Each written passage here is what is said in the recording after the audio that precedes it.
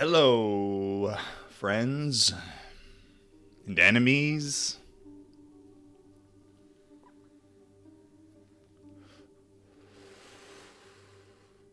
The nerds on Twitter just found out about music festivals. They saw a chick with her pad exposed. Now, I've been to music festivals. I had no idea what was going on when they were whining. You think I'm going to notice a hygiene product in the video? I had no idea what I was even looking at. I just knew that everybody was nerds because I've seen a woman touch herself with a live squid at a music festival. And if you're not complaining about that, don't complain about hygiene products, is all I'm saying. These nerds, they don't know what we get up to. The weird things, the dirty things we do. To shatter our psyches and become one with God. To be able to see God in even the most horrible acts. Because there he is.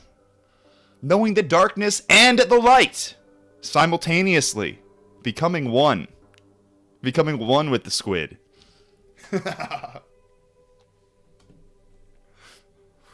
Here I am back to read more of Robert Masters' The Goddess Sekhmet. Psycho-spiritual yada yada. What the fuck is it called? Psycho-spiritual exercises of the fifth way.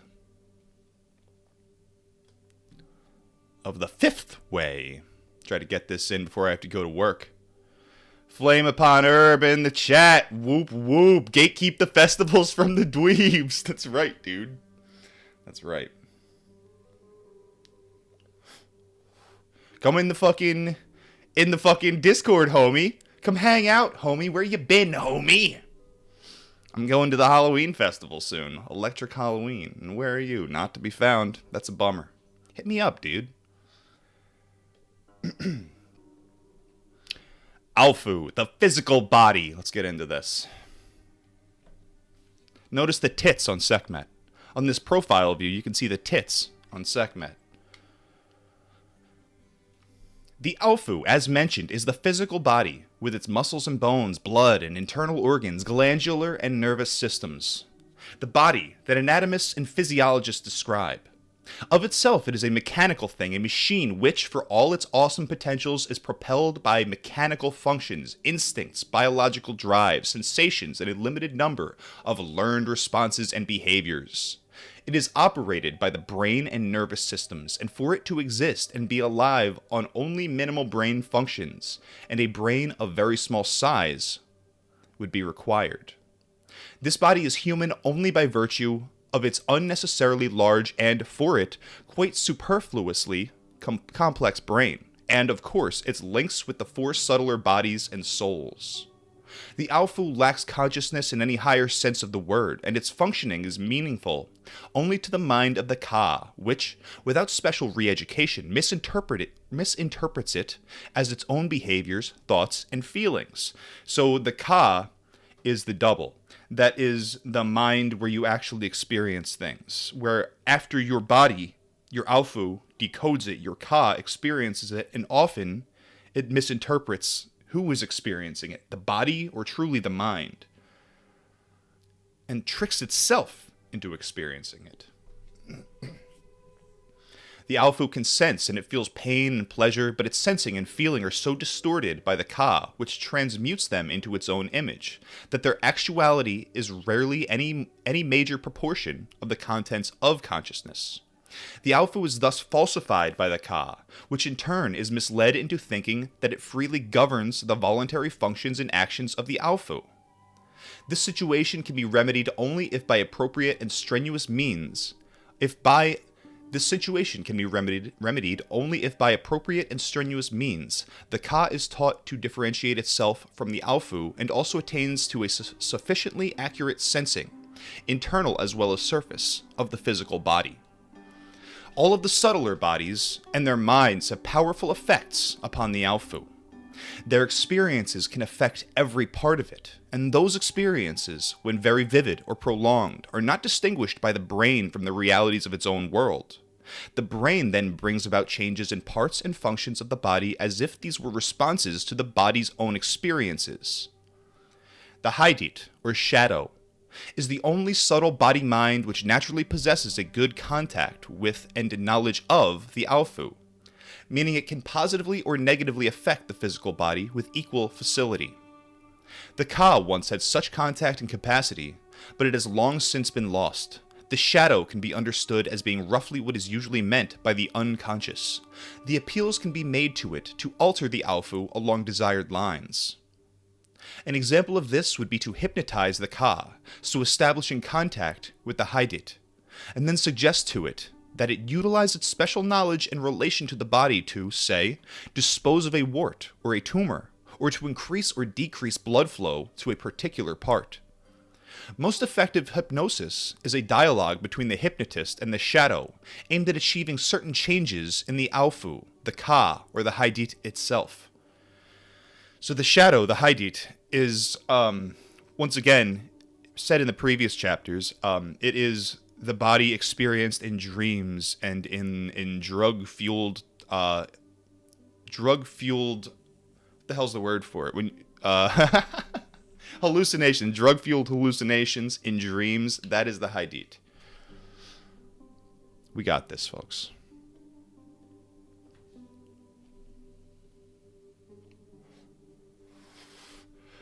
I must vape harder so that my focus is singular.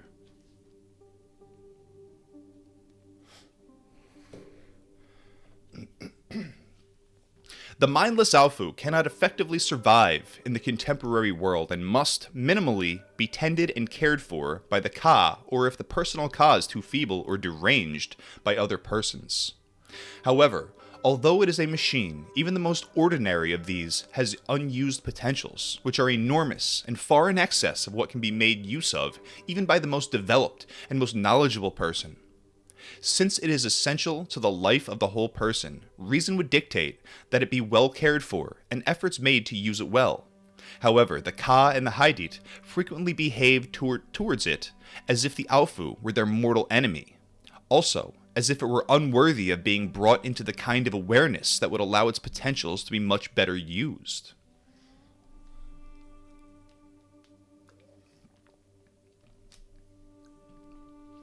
The Alfu, especially its brain, is the essential foundation upon which rests the structure of the whole person, whatever his or her powers may be.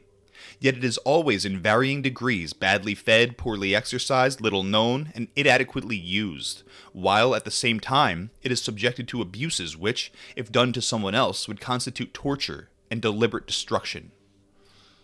No human being can be found who dies a natural death in the sense that his body parts wear out. Let me try that again. No human being can be found who dies a natural death in the sense that his body parts wear out uniformly.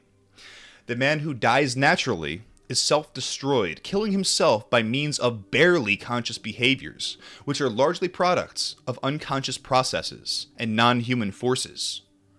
The ancient Egyptians, as depicted in their paintings and sculptures, are the only known civilized people displaying an adequate knowledge of and regard for the healthy and well-functioning physical body.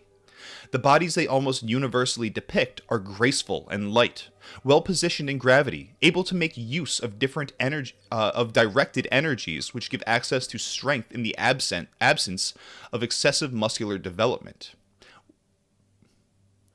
The bodies they almost universally depict are graceful and light, well-positioned in gravity, able to make use of directed energies which give access to strength in the absence of excessive muscular development. Obviously, the body image is intact. Awareness of body mechanics is present, and mind and body are in harmonious, mutually supportive interaction.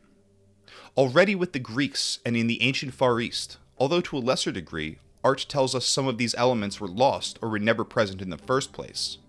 With the Egyptians, Alfu and Ka are differentiated in awareness, integrated in function. Moreover, with them the Haidit was in a superior, though far from perfected relation to both Alfu and Ka. Add to this the knowledge and awareness of some persons of the higher subtle bodies as well, making possible interaction with the netters, and one uncovers basic secrets as to why the Egyptian civilization lasted so long and produced so much that even today is unrivaled. So their awareness of the bodies, their interactions with the quote-unquote gods. So they are unrivaled in their understanding, and it makes me wonder if this was just part of a different age when people naturally were more aware of things, were more able to utilize these systems. Makes me think of like antediluvian ideas of like different yugas, different ages where the awareness of God is like closer and further depending on where you're at.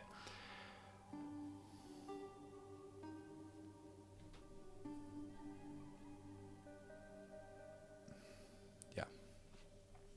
The Alfu is a machine operated by its brain under the influence of the subtle bodies and their minds. But it is also a machine with a brain that is influenced from within its own and subtle bodies from the non-human forces of cosmos and chaos. These entities are in all of the bodies. Although as the bodies become more subtle, they tend to be less congenial to chaos and more congenial to cosmos.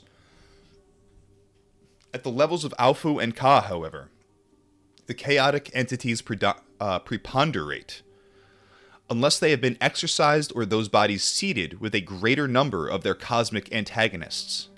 Magico-spiritual operations which are a part of the work on oneself at the conscious Ku and Sahu levels. In the Hadith, the antagonistic forces are, in most persons, better balanced, so that it is the arena of the greatest conflict. This is the middle ground, and on the higher ground of Ku and Sahu, the balance shifts towards order.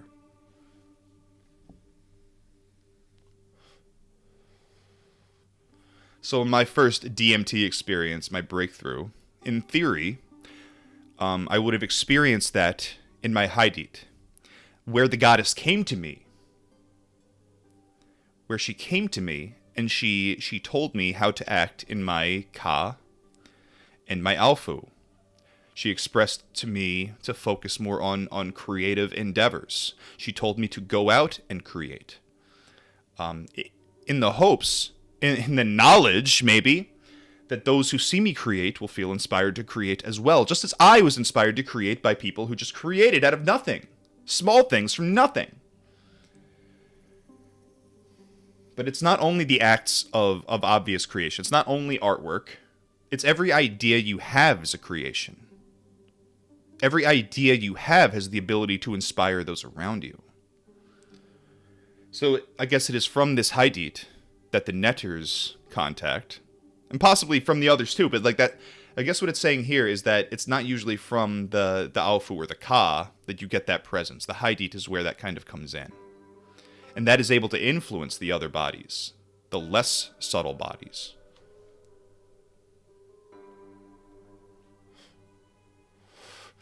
Flame says everyone has to hit the vape when Yakov does. That's true. Everyone has to diddle themselves with a live squid when Yakov does.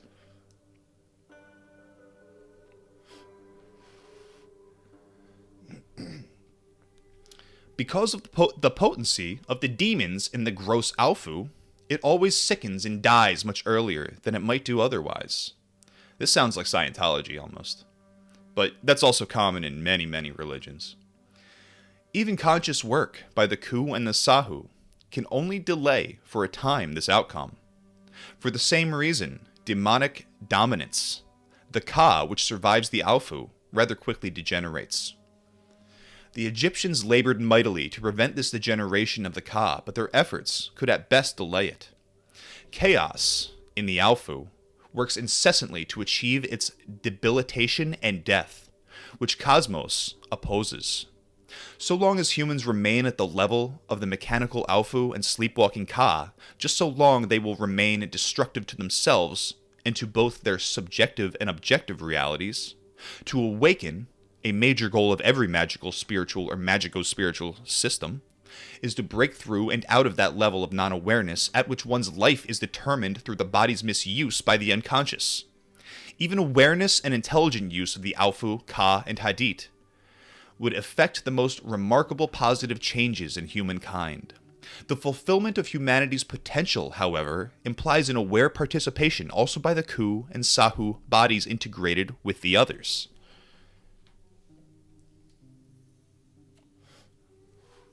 Behold the face of Sekhmet. The lioness! I like the eyes. The eyes are looking only half aware, as if far greater things are going on within, as if it's totally distracted by the work that's happening within it.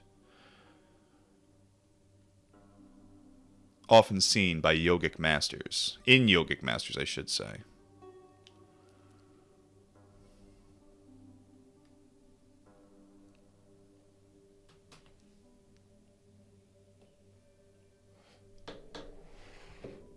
Ka, the body of experience.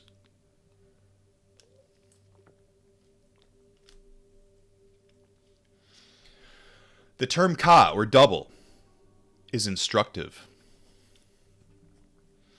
It informs us that the body of the Ka should as closely as possible duplicate the Alfu so that the body image does not falsify the physical body for the mind. A falsification which, through their interactions, results in harm to both. At the same time, the Ka must be aware that its body is not the body of the Alfu. The Ka is mind, and its subtle body is a mental body, and the only body it will experience. Nonetheless, it is also a double, so that to the extent it acquires self-knowledge, which is accurate, it also accurately knows the physical body. The Ka can attain to such self-awareness, and thus a knowledge of the Alfu, only by means of self-exploration. Existing psychophysical methods are available and of great help in such an undertaking. Wondering what he's referring to there. I don't know, I guess that's like yoga and drugs.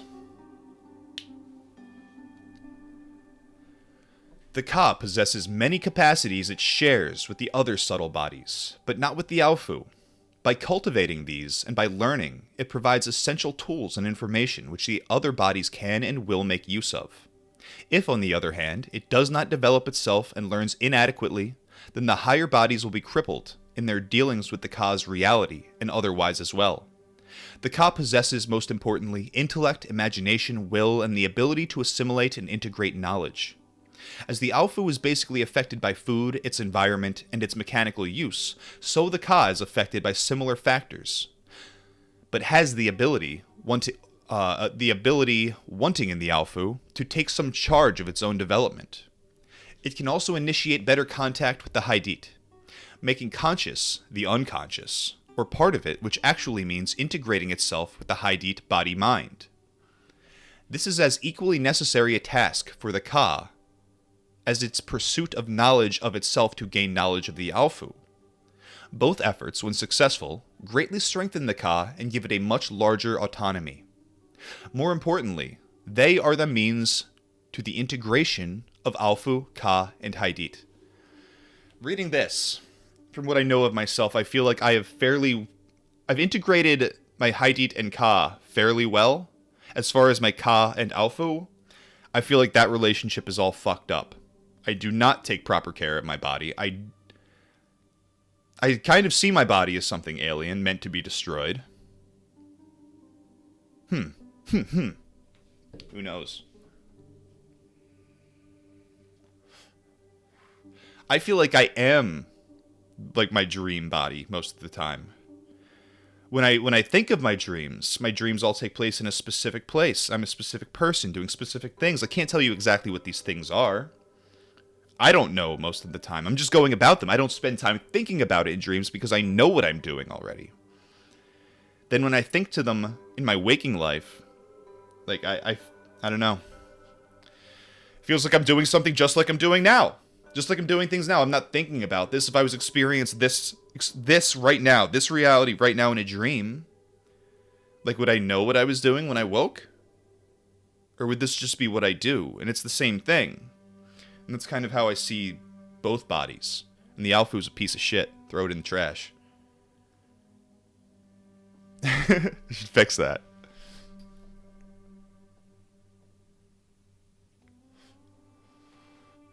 Flame says, I think it's because we know that this body will perish one day. But I feel like that is the illusion.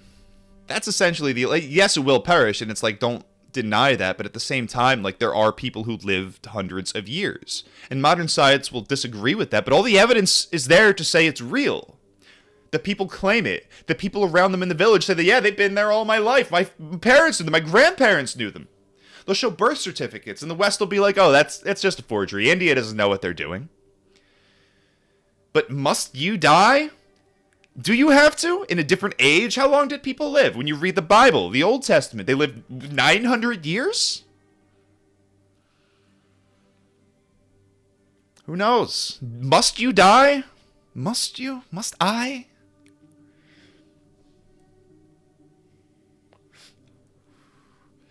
That said, I've fast-tracked myself, baby. We on the way. Yeah! This train don't stop!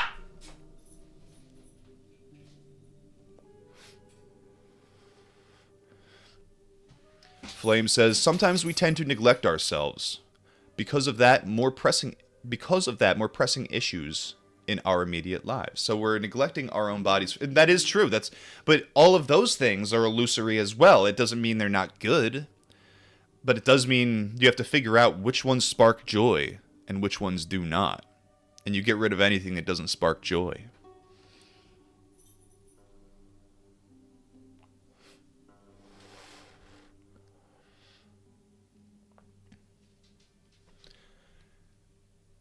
The making conscious of parts of the unconscious and the exploration of the unconscious, which must be undertaken by the Ka, means that the Ka must learn to temporarily inhabit almost all of its own mental processes and allow its own field of consciousness to be occupied, as it were, by that of the Haidit. The Ka must become a detached observer of the Haidit's world. Which is, I feel like, exactly what I do. I just observe. I don't question. I just simply observe and accept. Just as the Ka must come to understand that its body is not that of the Alfu, so must this typically egocentric Ka understand that its mind is not that of the Haidit, another error to which it is prone. So maybe that's just more errors over and over, piling up. Neither must the Ka suppose that the Haidit's world and experiences are its world and experiences. Only if the Ka thus differentiates and detaches itself can it safely undertake the exploration. Otherwise, it may lose its grasp on its own world, and the Ka also will give to the beings of the Haidit's world a power over it which the detachment and differentiation would prevent. If the Ka, however, avoids such mistakes, it can expand and further liberate itself by making use of the memories which it brings back from the Haidit and then integrates into its own knowledge and understandings. That is certainly my goal. Is that what I accomplish? Not really.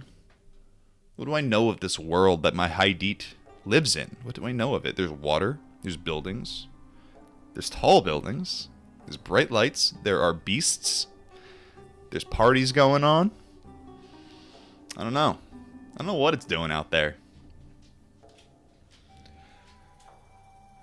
When the Ka has attained to awareness of its body, and by that means to a knowledge of the Alfu, then it diminishes the power of the body to determine the contents and processes of the Ka's mind.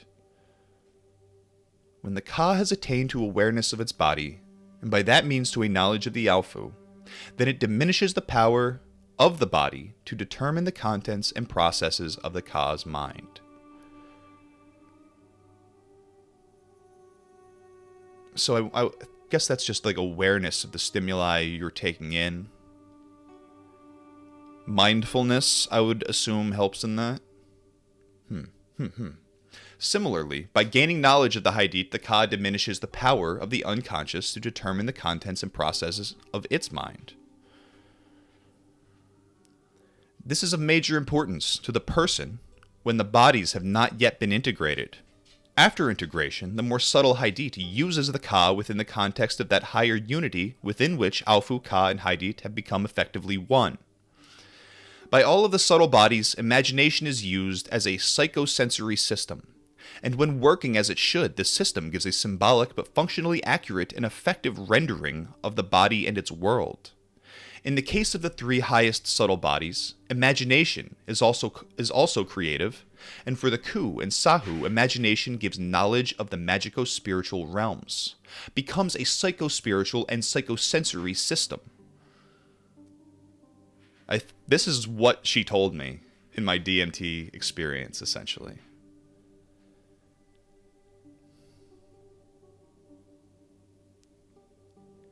In the Ka, however, imagination is psychosensory only, serving to represent the Ka its reality, which more or less coincides with the Alphus.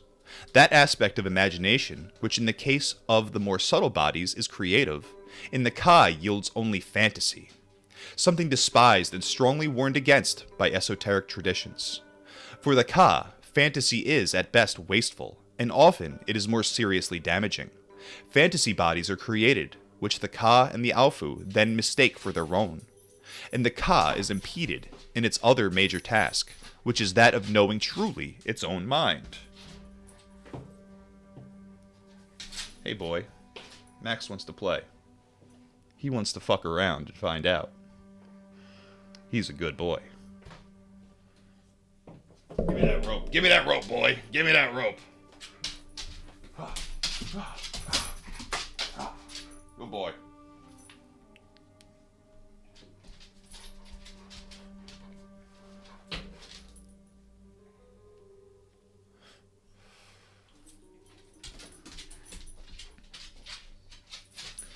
The Ka must gain knowledge of its body and thereby the Alphus, and it must differentiate itself from the unconscious. But it must also come to know its own mind, and for this it is necessary to participate in work which does not always offer immediate rewards. It involves self-observation, concentration, strengthening the tools of the mind and controlling its customary aimless meanderings and fantasy. The mind must be provided and come to demand its own proper foods and environments. In the ancient mystery schools, care was taken that this work was made as interesting and rewarding as possible.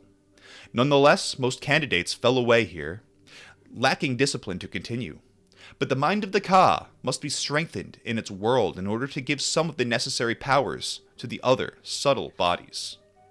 The Ka of the person who has chosen this way must approach, within the Ka's limits to do so, the ideal of sound mind in sound body. If it fails, the person can advance no further, and in the words of Gurdjieff, in the end will die like a dog. Like that boy? Can't be. Couldn't. Could never. Can you see that boy? Can't really see him, can you? He down there?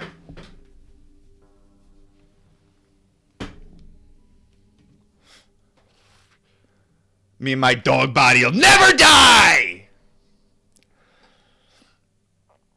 I am but a flea, a dead dog! Try me!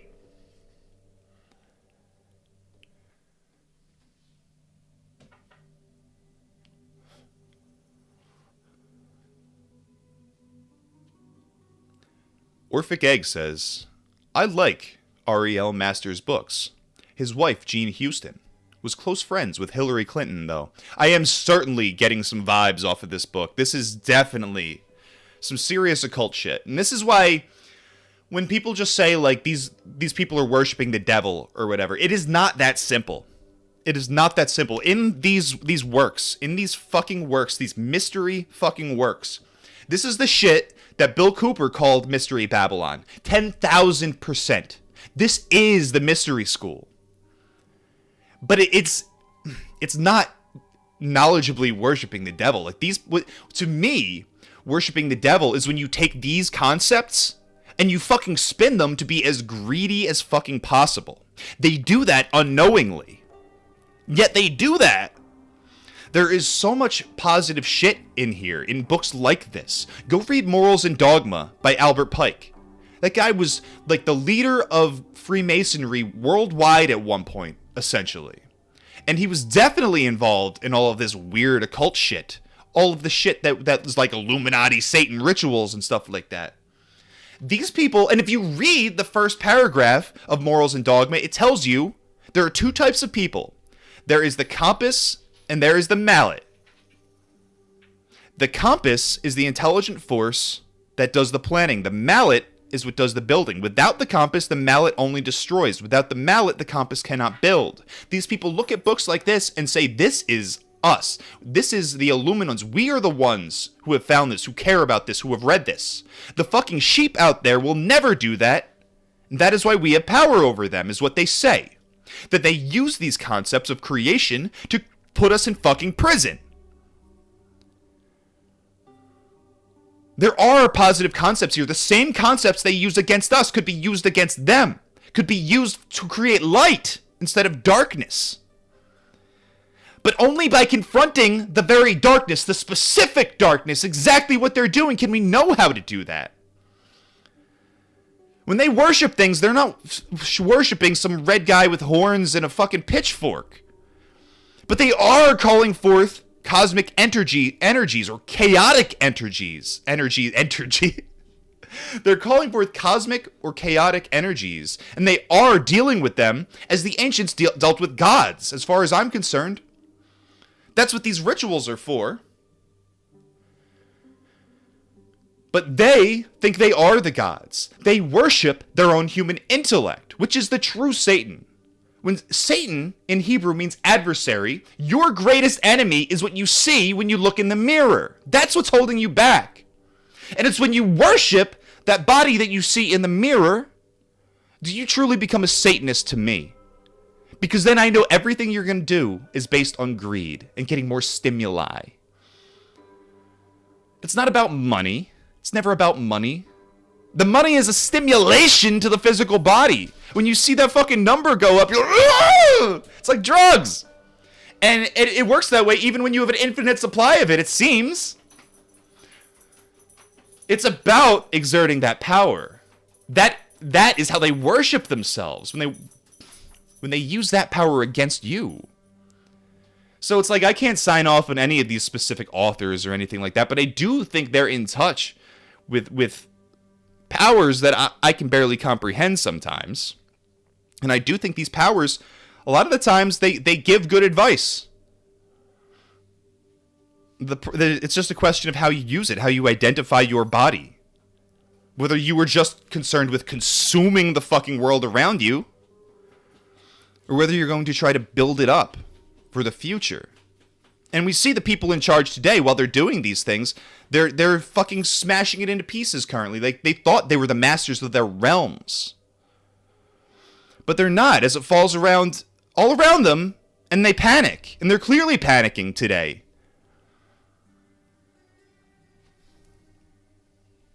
That's why these situations go into overdrive. And that's why it becomes so obvious what they're doing to so many people. Only too late. Not enough people, maybe. And it's like, I don't want to get into fucking geopolitics here, but like when China starts selling, or when they start dealing with Saudi Arabia, when Saudi Arabia is selling them oil and it's not in US dollar, it's not in the petrodollar, these people who have thought they had so much power look at that and they spaz out! And then they start misusing all of these things even more. Identifying with their physical bodies even more. And if you're in chat and you disagree, let me know.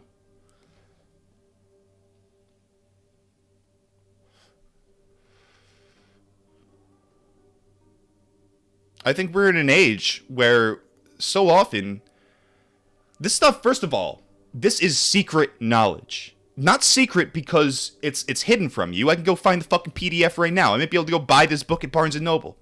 It's secret because nobody cares enough. Show this to an average person. They won't get through the first fucking page. They will not fucking care. That's what keeps it secret. That's what makes this the mystery school. That's why the people in power jerk themselves off. And see you, like Terry Davis said, as N-word cattle. That's what you are to them. Because of this knowledge they have and you do not. Tits. Lion tits.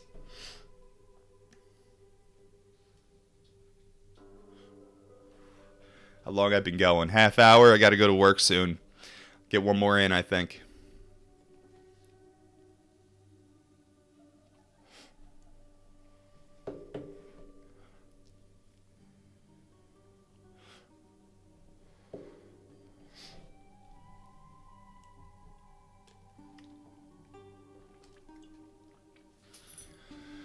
Hadith, on the way of the five bodies.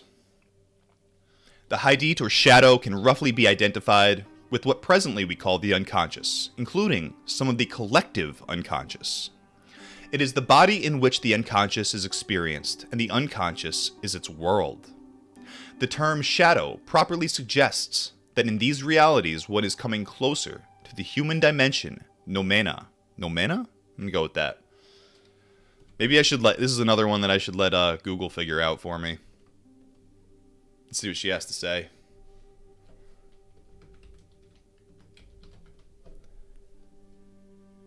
Nomena. Nomena? Nomena. Go with that. That's Greek. Nomena. Nomena would be the English pronunciation, perhaps. Go with nomena. The term shadow properly suggests that in these realities one is coming closer to the human dimension nomena.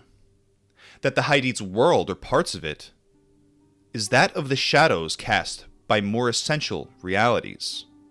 This is unlike the world of the Alfu and the Ka, which remain closed off from any direct knowledge of essential or higher realities, although they are affected by them. The Haidit of the person on the way capitalized here. I want to say this is something like the Tao or the Dharma or something like that.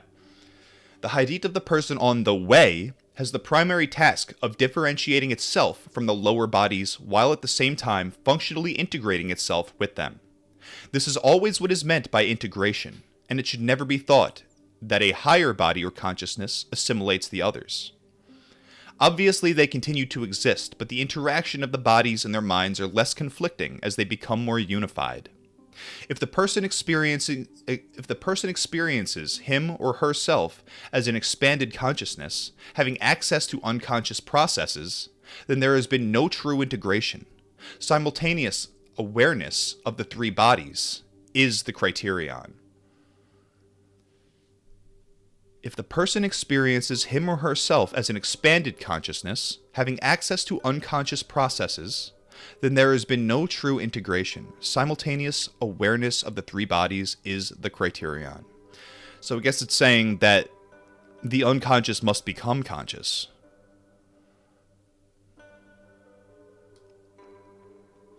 Were it not for the opposing non-human forces in humanity, a near total harmony of the authentically integrated bodies could be established. But neither chaos nor cosmos can accept a unification, leaving one or the other powerless, and thus a complete absence of conflict and unwanted interactions between the three bodies is an ideal never realized. So in my mind, if chaos and cosmos would integrate themselves, would unify themselves, that would be the absolute reality. That's not the play we're in. We got to play this out. We got to keep playing for a while. I like to dream that one day all of creation will have collectively experienced everything there is to experience. Every single thing, good and bad. Every place, every object, every sense, everything. And that is when the play ends. Only to restart. But when that play ends, I do believe there is a unification that occurs. That is the play of karma and reincarnation, I think. The Haidit can see into and otherwise sense into the body of the Alfu and its double, as well as sensing them from outside. Its own body is very largely self-created, although its choices about this are far from being free. Thus it can imitate and fabricate for itself a body which grossly resembles the Alfu's, and less authentically still, is able to create approximations of the Alfu's world, both as it actually is and as it is known to the Ka. The Haidit can also create for itself other bodies, taking any form it can imagine. Similarly, it is able to create any world it is able to imagine and experience that world very fully. It is what the Ka calls an artist, although it creates as a natural part of its functioning, as say the Alfu breathes, senses, or excretes. The Haidit is hedonistic, and unless the Ka's will has been highly developed, the Haidit's will is feeble, rendering its consciousness suggestible. The Haidit is, however, far from being just irrational, and its mental powers potentially far exceed those of the Ka.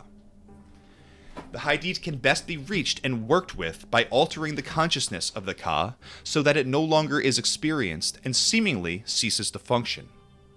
When the Ka is thus out of the way, Then the personal field of consciousness is occupied by the Haidit, which can be dialogued with directly, guided, and taught. It can then be directed to undertake that work on itself which needs to be done before that Haidit can know itself and its world sufficiently to function as part of an integrated, larger whole. That is, a more fully conscious person.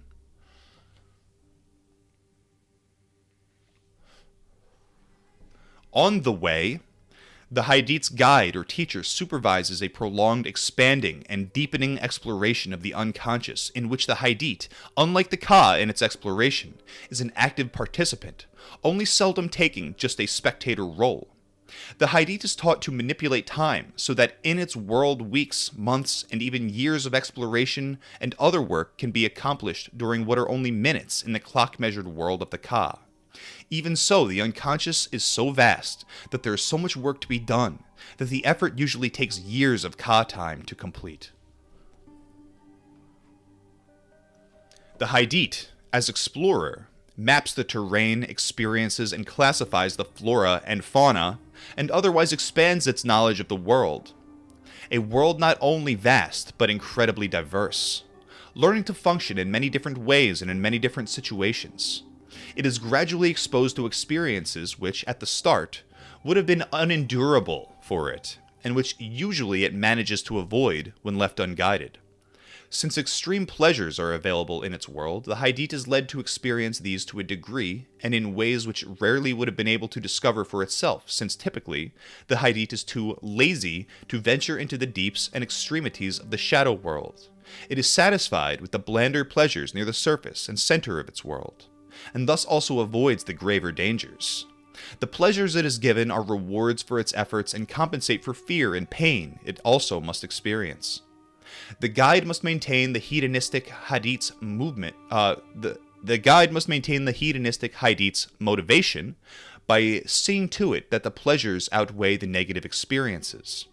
Eventually, the Haidit must confront what previously would have led to panic, madness, even death. It sounds like lucid dreaming is being encouraged, which I was never good at. I've become lucid a few times, usually wake right up.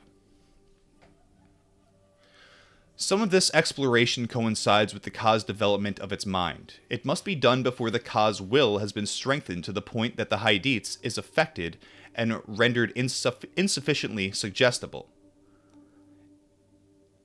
Some of this exploration coincides with the Ka's development of its mind, the Ka's mind. It must be done before the Ka's will has been strengthened to the point that the Haidit is affected and rendered insufficiently suggestible. A delicate balance needs to be maintained so that the Haidit develops its own will and learns to use its other mental powers, unimpeded by changes in the Ka. When the Haidit's will and other little-used potentials are strong enough, then the work with the Ka can be completed. The Haidit will then, if the work was done correctly, voluntarily or willingly cooperate in further exploration and self-development.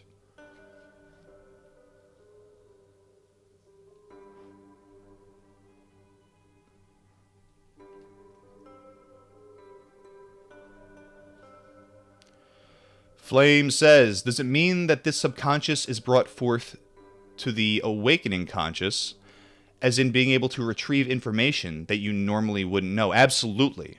Absolutely. Absolutely. I'm not sure how to go on about that, but absolutely that's what it means.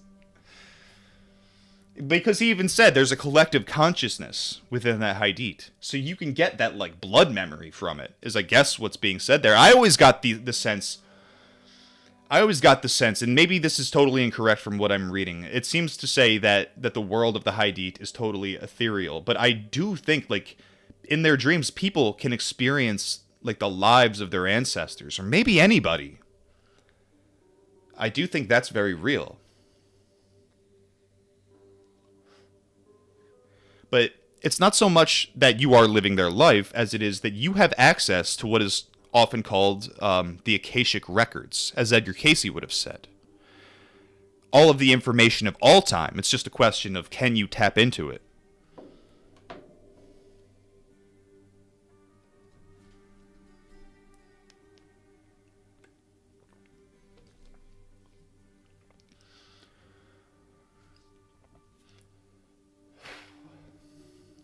in addition to exploring parts of the unconscious.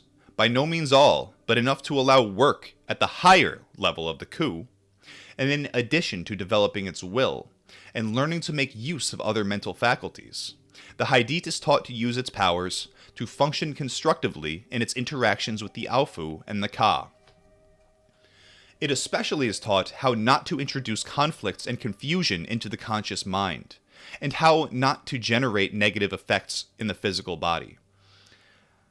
I will say, once I started looking into the occult, it became much clearer how to stabilize my physical world. When there was a time in my life, and I think this is probably true for most people in the West, for a good portion of your life, maybe even most people never get out of this, I would think. You live your entire life with these voices in your head constantly fucking thinking. That's how I lived most of my life. It just don't fucking stop. It doesn't give you a time to fucking breathe. And when you do find time to stop that, you realize that what you want is stillness. You don't want constant happiness. You realize that it's all on a spectrum. It all goes back and forth. They are poles of one another. Happiness leads to sadness every time. What you want is stillness, quietness in the physical body. That's what you want to experience. Or I feel like that's what we all want. A lot of us fight that tooth and nail. Maybe some of us aren't here for that. Maybe that's not our purpose.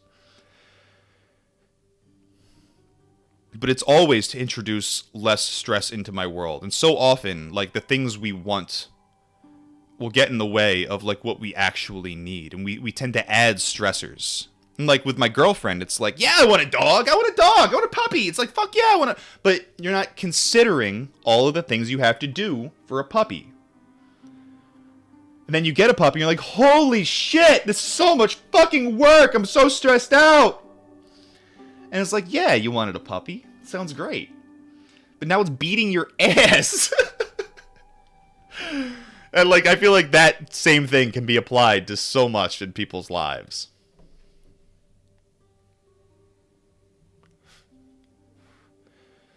Gabriel in the chat says, just got done with the previous chapter. Kinda convenient. Good. I'm glad people aren't just stopping in and listening to one chapter. There's a lot of people doing that. But the beautiful part about doing these audiobooks is I do one episode, and then it gets 30 views. Well, within 2 years, that's going to be thousands of views in all likelihood. That's my experience with audiobooks. So what I really want is for people to listen to these whole things, and I think they are in time. So thank you, Gabriel, for being here.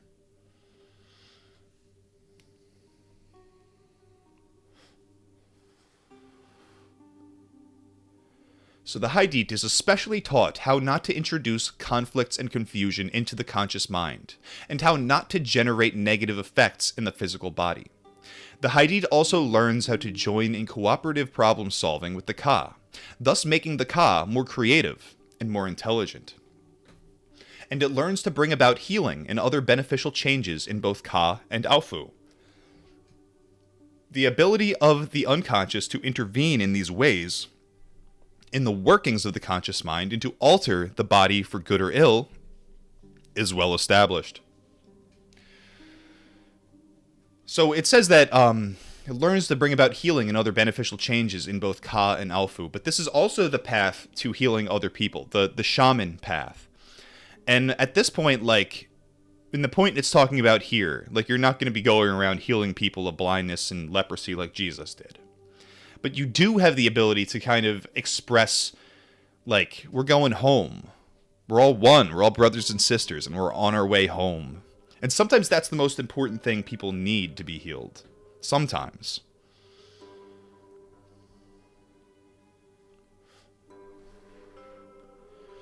It does so continuously, and is far more decisive in shaping the life of the ordinary person than the conscious mind. Apart from it, let's try that again. It does so continuously and is far more decisive in shaping the life of the ordinary person than the conscious mind, apart from it, ever is. But when the unconscious has been made partly conscious, and the integration with the lower bodies is achieved, then there is easier and still more potent interaction which becomes possible. Now, however, it can be chosen and intelligently used. Finally, the Haidit in its world lives out a myth or a work of art, imposed on it from both within and without, which begins to unfold during a person's childhood and continues until his or her death. Now, this myth or work of art imposed on it from both within and without, I think this also applies to other bodies too. I think this applies to our physical body, just in a different sense. Just more solid, less mutable. Maybe I'm wrong about that, but I get that feeling. That's always true. It's just a question of, like, mutability. How malleable is the reality?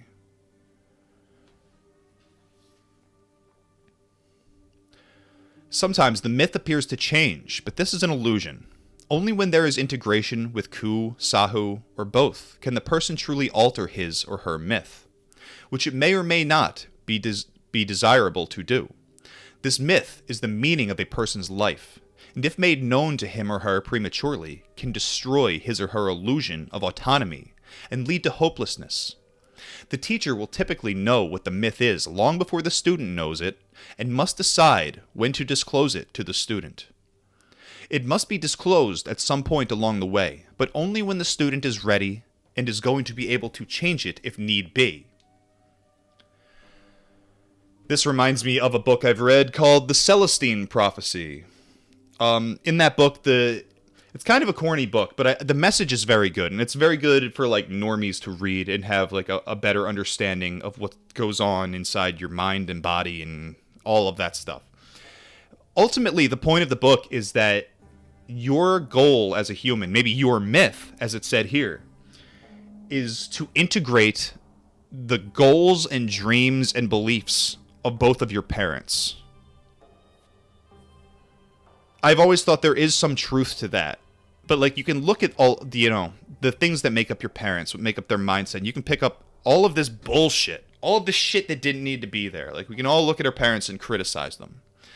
So I guess the goal is to get rid of all of the bullshit and find the most positive aspects of them and to bring them into union.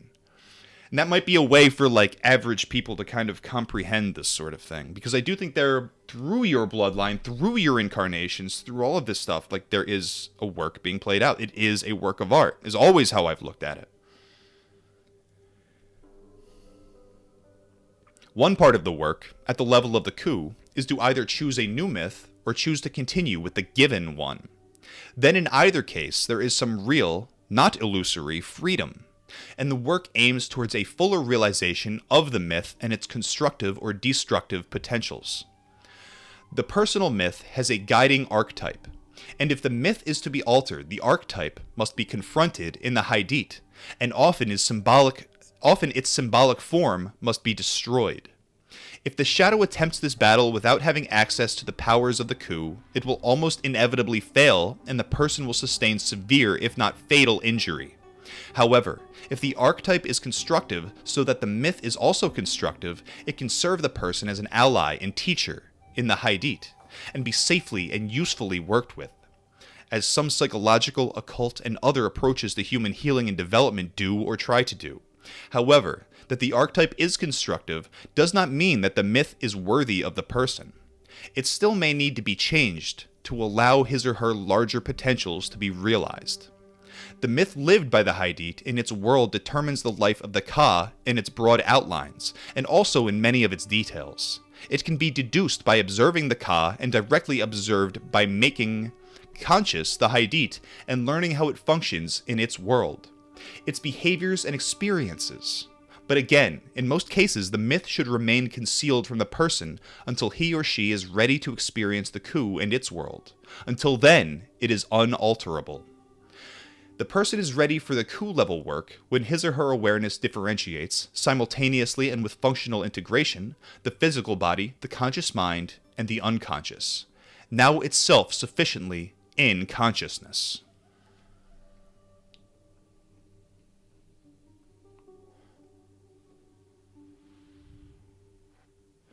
I think I'll cut it there so I can get ready to do bullshit worldly things that make my Alfu absolutely miserable.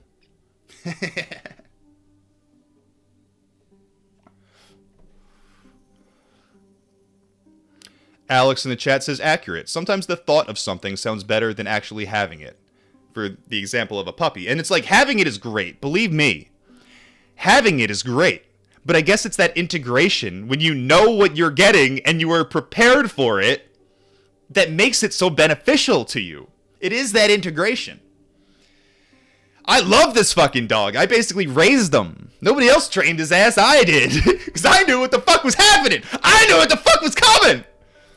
Now he's my boy. Nobody else can take him for a walk. He does whatever he wants. He'll drag your ass down the road to go fuck with some deer. He wants to beat the asses of every single fucking deer. Only I can stop him.